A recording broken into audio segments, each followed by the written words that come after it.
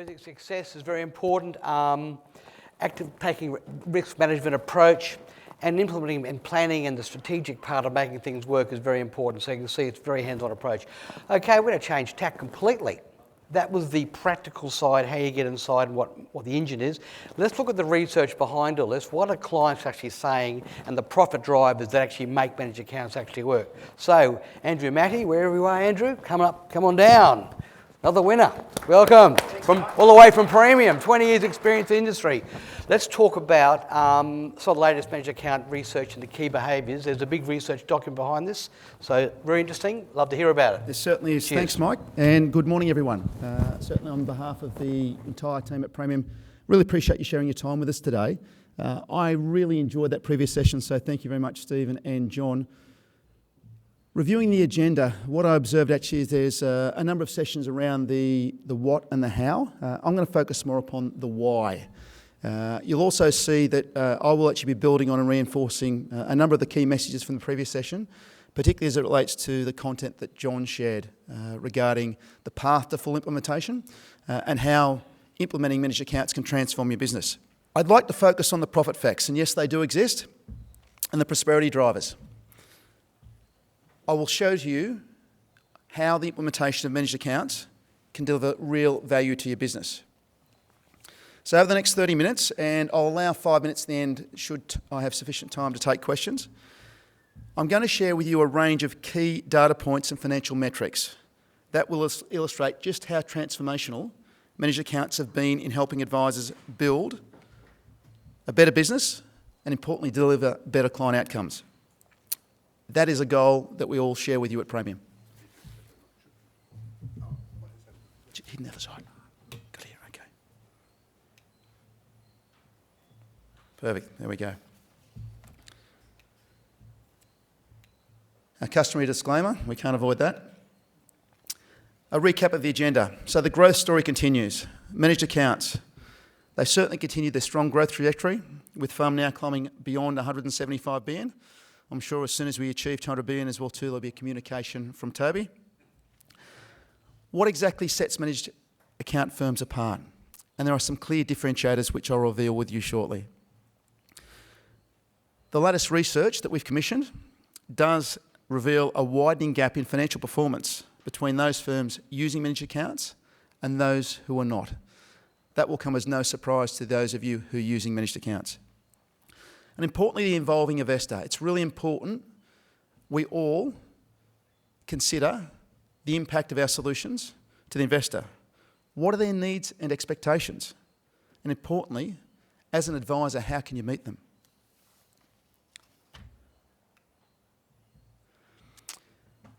It's obviously important to provide you with some context and history behind this research. It's not a one-off piece of work. What we've done at Praemium is actually capture in a highly informative and very insightful ebook, all the information from this year's research, but also a piece of research we commissioned 3 years ago. That ebook is available on our public website. I'd encourage you all to jump online and download it. You can share it with your businesses. Equally, you can share it with your clients. Our 2022 research follows Praemium's release in 2019, as I mentioned, of a paper which we produced in conjunction with leading advisory consulting practice, Business Health. That paper was titled, The Real Truth About Managed Accounts. Amongst a host of insights, our 2019 research categorically proved that the use of managed accounts directly drove significant improvement in 3 critical business areas. 1, deeper client engagement. 2, increased business productivity. And 3, the multiplying effect, which identified the significant payback to an advice business once managed accounts were truly embedded into the practice. It's fact, managed accounts do enhance the profitability of an advice business. So we fast forward from 2019 to 2022, and revisiting these key themes and major trends that have continued to reshape our industry, we once again partnered with Business Health to more closely analyse how managed accounts are differentiating advice practices. This unique and exclusive data was collected from 224 advice practices who completed the Business Health Health Check Survey between January 2020 and December 2021. So over an almost 2-year period. Of these 224 practices, 76 were using managed accounts as part of their investment recommendations. So just on 1 in 3. And as we'll see, there are very clear and often profound differentiators between firms using managed accounts and firms that don't. The key questions. What exactly sets managed account firms apart? There was 2 key takeouts for us from the research. And for those of you using managed accounts, I'm sure this will resonate. Firstly, working on your business and not just in it. Your business is an asset, and we're seeing more advisors growing the value of this asset through the use of managed accounts. The latest reports indicate 53% of advisors are now using managed accounts. That's growing quickly. Secondly, prioritising the client experience. Advisors accessing managed accounts for their clients is broader than it has ever been. And it's not confined to just a specific segment, unlike in years gone by. To illustrate this, 40% of advisors now use managed accounts for clients with less than $100,000. Yes, that's 40% of advisors servicing that segment of the market, and this is quickly growing. Now, a quick show of hands, please. Raise your hand if you're an advisor using managed accounts. Okay, we've got a few in the room. Keep your hand up, please, if your firm has been using managed accounts for more than 3 years. The majority of hands which went up. And finally, keep your hand up if 75% or more of your clients are invested in managed accounts. 75% or more. Okay. I'll provide the context and significance of that in the slides ahead. I'm encouraged actually by that response.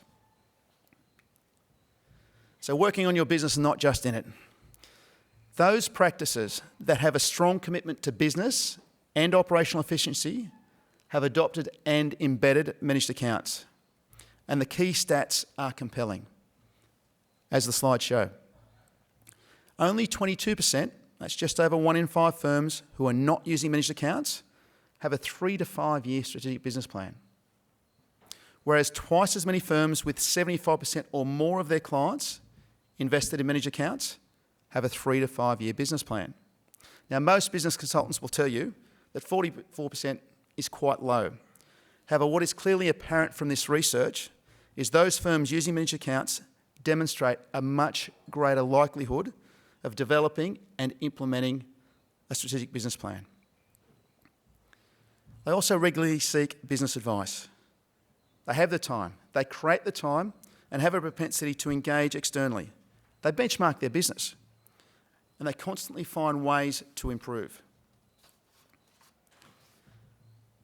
John mentioned the importance of a value proposition. Working on your business, not just in it, requires you to document a client value proposition. 89% of those firms with 75% or more of their clients invested in managed accounts have a documented CVP which they articulate to their clients, compared to only 41% of firms that don't use managed accounts. If you don't have a documented CVP, how can you clearly and consistently explain to your clients the value you provide? If you don't have a focused approach in the way you're delivering value, when you have an opportunity to review something like managed accounts, you don't know if it enhances or diminishes your CVP.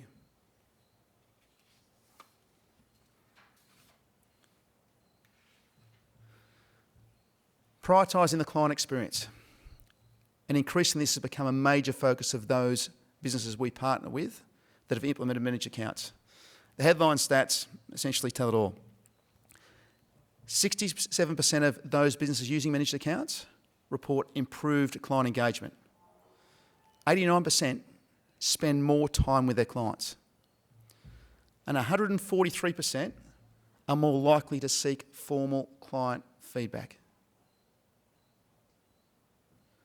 They're startling numbers. If you have a really strong CVP and understand what you're doing and why, then you want regular feedback from your clients to ensure it is meaningful and valued by your clients. Our business health data also shows clients who are regularly invited to share feedback provided a higher satisfaction rating. And as a result, they feel much more closely engaged with their advisor.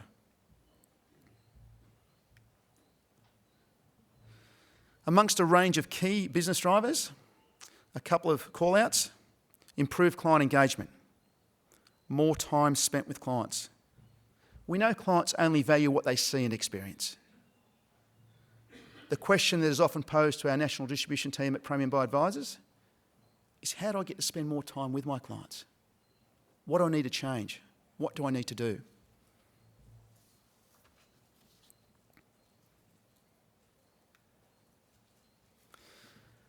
This particular slide, you could initially look at it and be confused by the numbers and also the underlying key message.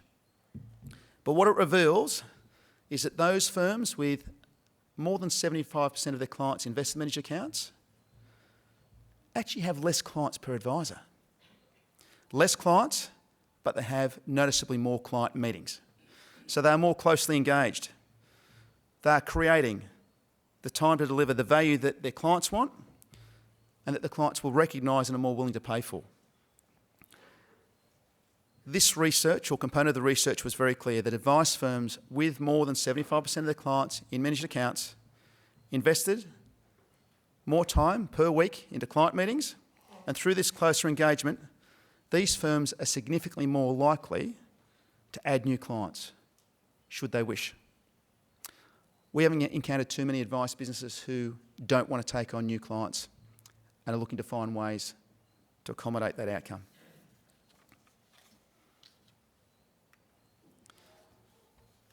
Efficiency and scale transforming profits. By spending more time with your clients, additionally having more time to work on your business, it comes as no surprise again that firms with 75% or more of their clients invested in managed accounts experience a greater uplift in notional practice profitability, and as a result, substantially greater increase in notional profit both per owner and per client. The importance of profit to your business may vary over time. We understand that. Be it if you're a younger business that's early in its journey and seeking to become established, versus a more mature business that is preparing itself for a sale in the next few years. Irrespective of where you are in this cycle, growing your profit will increase the value of your business. Some further interesting figures. So what does all of this mean from a revenue perspective? The figures are there. Practice revenue, an 84% uplift. Revenue per client, 3 times as much. And if you're an advice business with more than 75% of your clients invested in managed accounts, you're almost 3 times more likely to experience FUM growth of greater than 20%. Think about those numbers.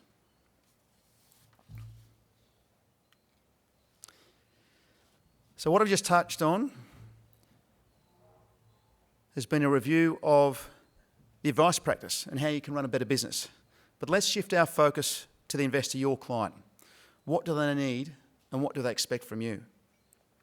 Portfolio construction, as Stephen in particular highlighted, and the selection of appropriate investments is the outcome of a meticulous and disciplined process that you engage in with your clients. But in terms of an investor's engagement with an advisor and the experience they're seeking, beyond that, what are they looking for? This term or phrase, digital service experience. Over the last decade, smart technology has been one of the biggest drivers of changing consumer behaviour. A digital service is no longer perceived as a bonus, it's actually an expectation. It's also crucial to attracting the next generation of clients. Have a look at those statistics and think about it in the context of your business. How does it relate to your clients? And how will it impact your business? 40% of customers today prefer self-service over human contact. That would have been much lower 5 years ago. Think ahead 5 years in terms of what the expectation will be amongst your clients and how they want to be serviced. 50% of clients believe their advisor should offer a digital solution. I won't get you to raise your hands, but I'd be curious to find out how many of you in this room currently have a digital solution which you offer and can define to your clients. And 60% of emerging high net worths would welcome the ability to access and manage their whole investment portfolio through a single digital experience. Now, high net worth there, again to provide some context, from the research, high net worth was defined as $1 million in assets outside the family home and excluding personal super.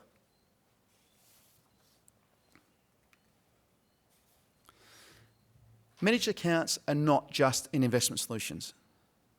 The key to delivering managed accounts is doing so via modern, client engagement-focused platforms. And we understand there's a multitude of them now available in the market. During the Master Trust era, moving into the early days of wrap platforms, and my financial services career started at BT in the late 90s, coinciding actually with the launch of the wrap platform, the primary value proposition was largely that of business efficiency. The platform market, however, has quickly moved well beyond that, as clients have greater needs and expectations. We hear it, you hear it. It's now all about client engagement and the user experience.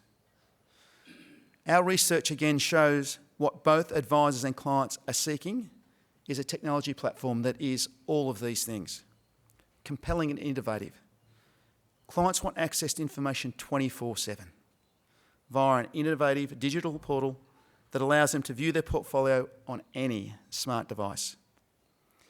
They want something which is scalable and cost-effective, a platform and service offering that grows with the advisor and the client.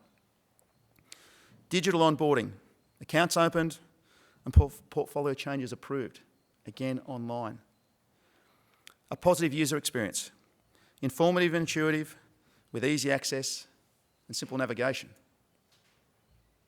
And communication and reporting, personalised communication delivered directly to their digital portal.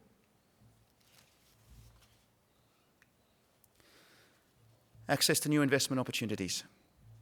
We all see it, we all hear it. So it's not a new trend. But the demand for more investment choice has never been greater. A question for you to consider. Is your current platform able to meet that demand? The surge in ETF growth in Australia, which has now pushed beyond 135 billion, will continue to reshape investment news.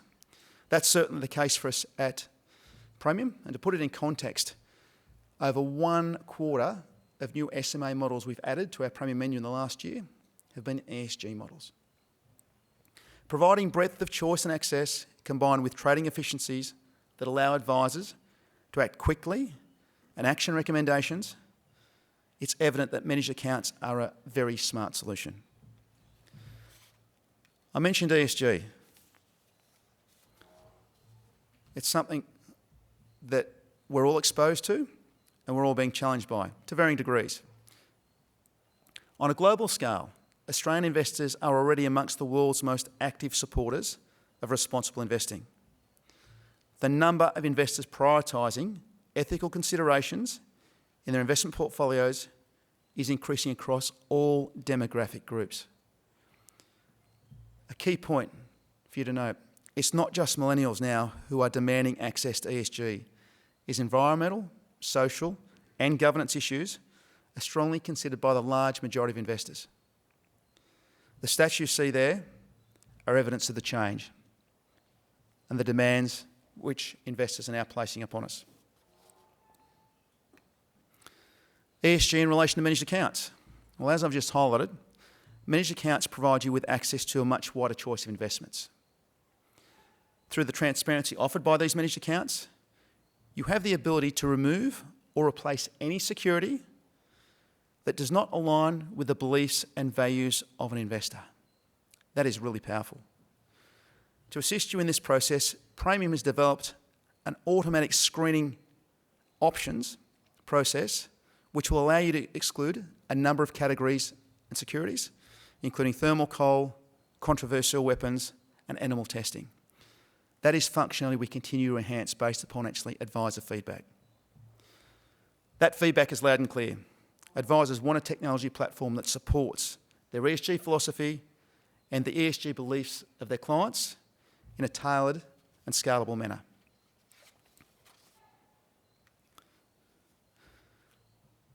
Making it real for the clients, personalised, holistic service.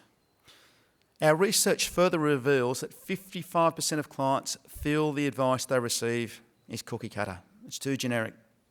That's right, more than half of all clients involved in this research felt what they're receiving was too generic.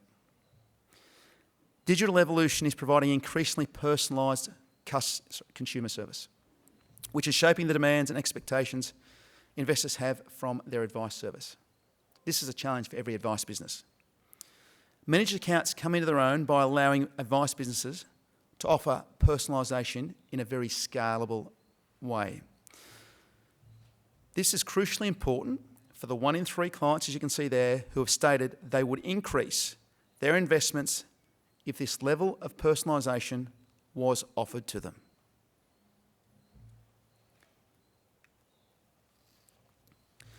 At Praemium, we're constantly challenging ourselves to ensure we continue to meet the needs of advisors and clients.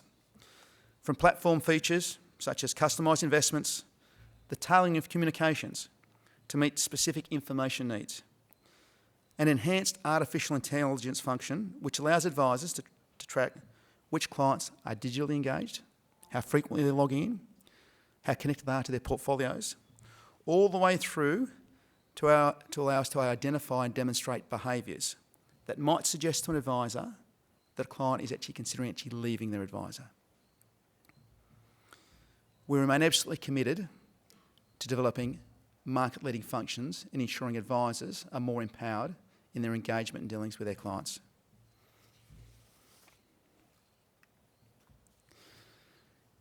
Intergenerational wealth and the emerging high net worth investor. And I do acknowledge that we've covered a lot of content here in a short period of time. Hence, again, I encourage you to download that ebook from our website. But when you think about intergenerational wealth and the emerging high net worth investor, how do you think about it? Is it a threat, or do you see it as a huge opportunity? 90%, that's right, 90% of those who inherit do not stay with their parents' financial advisor. Is that a threat, or is it a huge opportunity? With the emerging high net worth and high net worth segments, very often we're talking about a family group. Hence the importance of you understanding the wider family needs. You need to be engaging with the next generation. In the decades ahead, more than half of the nation's wealth will be passed on to the next generation. Are you and your business ready for that? If you'd like a copy of the comprehensive research, again, that Praemium has actually put together on the emerging high net worth and high net worth segment, again, you can download it from our Praemium website. It's publicly available. I encourage you to do so. Great conversation to have actually with your staff. Additionally, a great conversation starter with your clients. Alternatively, if you don't want to download it, you can reach out to any member of the Praemium distribution team nationally, including myself or Nick Fidel. BDM here in New South Wales will be here all day. And we're very happy to take you through that research and highlight the opportunities as it relates to your business.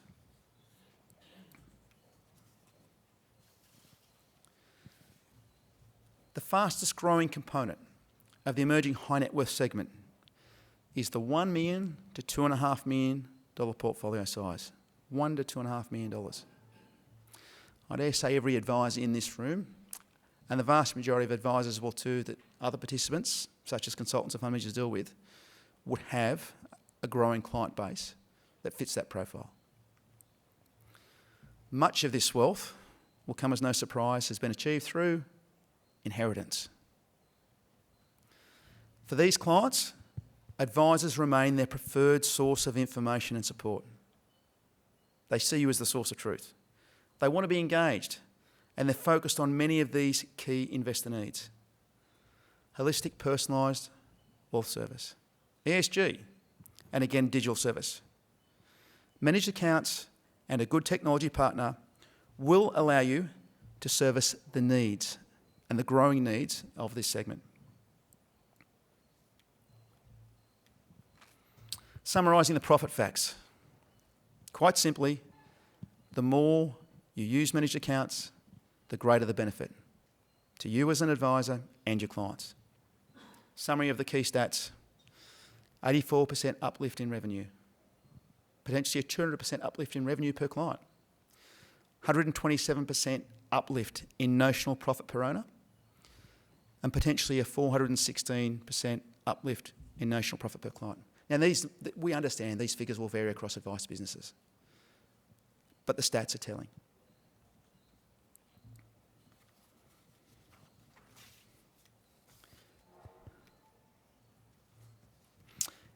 In narrowing your focus and trying to simplify a lot of the content I've just presented to you this morning, where should you invest your time? Well, we would suggest on a handful of activities. So consider reflecting on the following. 1, focus on the client experience. Make that the first question and the last question. The client experience. Am I meeting their needs and expectations? Regularly seek client feedback. It's really powerful in terms of client engagement, but also will allow you actually to continually test, challenge and refine your value proposition. 3, develop and implement a strategic business plan. We all know how important it is, yet not enough of us do it. 4, document your CVP. And again, continually test it, challenge yourself. Feedback from clients will allow you to reshape it. And 5, don't be afraid to regularly seek external business advice. Everyone in this room is either an advisor or a partner to an advisor. Toby made that point at the introduction this morning. We're all here to help and support each other. So seek that external business advice to unlock the full potential within your practice. If you'd like further information on anything I've presented, as I mentioned, Nick and I will be here for the duration of the day. We'd welcome the opportunity to have a conversation. It appears I might have a couple of minutes to take questions, either from the floor, so I will open it up and finish there. Thanks again for your time and attendance.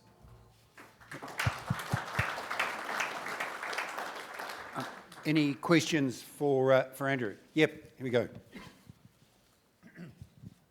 Thank you. Good presentation. Lots of good statistics there. One of your statistics, 40% of people now prefer to do it online rather than speak to people. Now, clearly, with more knowledge of technology, people do it. But does your research indicate how much of that's to do with COVID? Because I would have thought a lot of people still, many more than 60%, would prefer to see people in person.